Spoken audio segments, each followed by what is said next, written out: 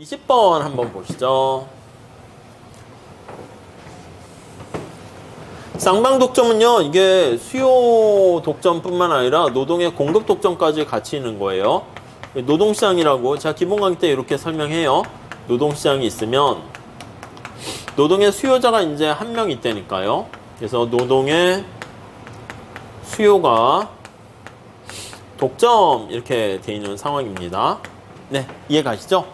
자, 그런데 여기 보시면 노동의 공급자들도 원래는 되게 많았었는데 이 사람들이 힘을 합치는 거야. 노조를 형성해서 이제 공급 독점까지 같이 생기는 겁니다. 그래서 한 목소리를 내는 거죠. 노동의 공급 독점, 네, 이렇게 되는 겁니다. 네, 이해되시죠? 자, 그래서 문제 좀 볼게요. 외딴 지역에 기업이 하나 있는데 이 기업이 상품을 생산하는데 오직 노동만 필요하고요. 생산함수 거기 있고 노동의 공급 곡선 있고 이 기업이 직면하는 수요 곡선, 생산물 시장의 수요 곡선입니다. 그러니까 Q로 돼 있잖아요. 예, 그거 좀 잘 보시면 되겠어요. 자, 이렇게 돼 있는 상황인데 우선 A번 한번 봅시다.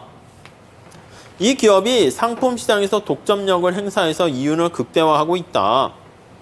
이 경우 고용량과 임금을 구하세요. 지금 수요 독점 상황이에요. 그래서 MRP랑 MFC를 구하고 노동 고용량 그걸 결정한 다음에 노동 공급 곡선에다가 대입하면 되겠죠. 자, 노동 공급 곡선 어떻게 됩니까? 거의 두 번째 줄에 있어요. 자, W를 정리 잘 해놨습니다. W는 30 플러스 L 이렇게 있어요. 자, 그러면 MFC 곡선을 구해야 되죠. 기울기 2배 가팔라요. 축을 정확히 그냥 안 맞췄어요. 대략 이렇게 된다는 거죠. MFC는 좀 정확하게 그리시면 좋을 수 있겠고 절편 30이니까 밑으로 이렇게 내리면 되겠죠. 그래서 플러스 기울기 2배 가팔라져요. 도출 과정도 살짝 체크하시고요. 그 다음에 MRP는 어떻게 됩니까 하면 거기 보시면 문제 앞에 거랑 똑같습니다. 그래서 MRP 거기 보시면 MP 곱하기 MPL 이렇게 계산을 하셔야 되는 거죠. 그래서 얘가 MRPL MR 곱하기 MPL 이렇게 보시면 돼요. MR 곱하기 MPL 네, 이렇게 계산을 하게 되면은 200 마이너스 32L 이렇게 돼 있습니다. 이거 앞에 한 거니까 제가 또 다시 하지는 않을게요.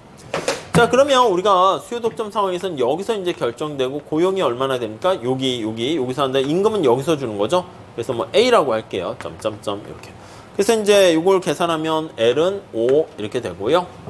5를 여기다 집어넣으면 임금은 35 이렇게 주는 거 알 수가 있을 겁니다. 오케이, 이게 이제 수요 독점 상황이고요. 다음 B번 볼게요. B번. 자, B번은 이제 노동조합이 결성됐어. 그래서 이제 노조가 형성이 돼가지고요. 공급자들도 이제 독점적인 상황이 된 겁니다. 자, 그래서 노동조합은 거기 보시면 문제에 노동 공급 측면에서 독점 기업처럼 행동하는 거야. 노동조합이 제시하는 계약 곡선에 대해서 설명하세요. 이렇게 있어요. 자, 우리 노동시장의 공급 독점 상황을 한번 볼게요. 공급 독점.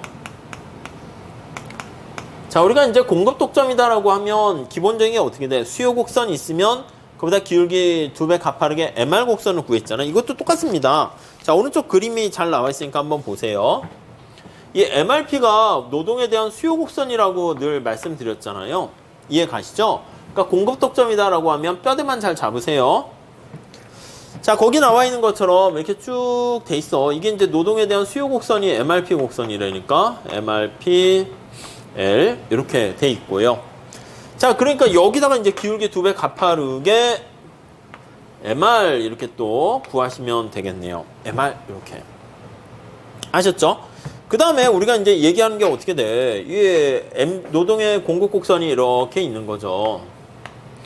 이렇게 있는 거죠. 이게 이제 여기 색깔은 노랑으로 했지만 색깔 그냥 이렇게 핵심 포인트가 MR 이렇게 된다고 해서 이렇게 했어요. 그래서 요거랑 요게 이제 W로 되는 거예요. W는 30 플러스 L 이렇게 있는 거죠. 이렇게. 요거랑 MR하고 같아지는 데서 고용이 결정돼. 이게 계산을 해보면 2.6 이렇게 됩니다.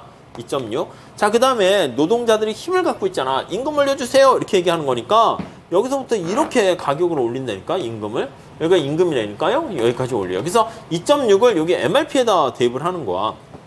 그래서 이제 그게 그림이 어떻게 될지는 거기 책에는 두 개 다 같이 이제 그려서 돼 있거든요.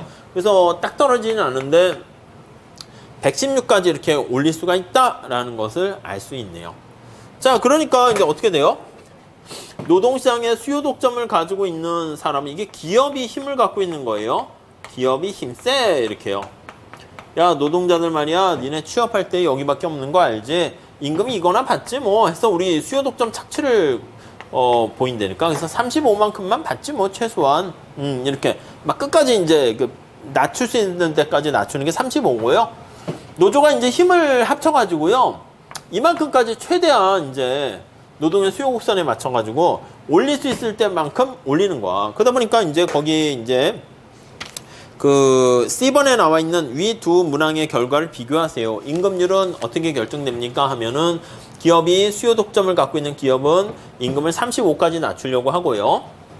공급 독점을 갖고 있는 노조에서는 116까지 임금을 쫙 올리려고 합니다. 자, 그러니까 바게이닝 파워에 따라서 35에서 160 사이에서 결정된다라는 것을 알 수가 있겠죠.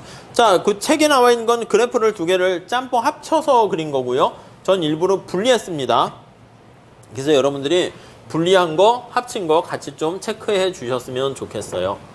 그러니까 나중에 합쳐서 그려보세요. 합쳐서. 근데 이제 좀 어디가 이제 크로스돼서 교차되는가 그걸 봐야 되는데, 이제 포인트는 나눠서 보시는 게 눈이 좀 시원하고 편해서 저는 우선 나눠서 그려봤어요.